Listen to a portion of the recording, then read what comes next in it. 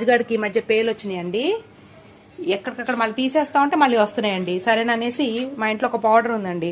Last year ఇలాగే రాజాకి వేరే వ్యాక్సిన్ కని వెళ్తే ఇలా పేలు వస్తున్నాయని చెప్తే ఇట్లా ఫ్రీ శాంపిల్ అనేసి ఇచ్చారనమాట.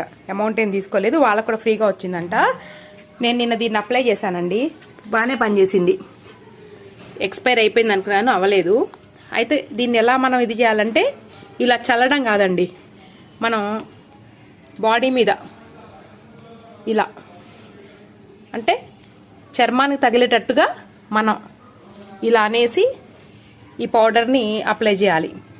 స్కిన్కి టచ్ అవ్వాలండి.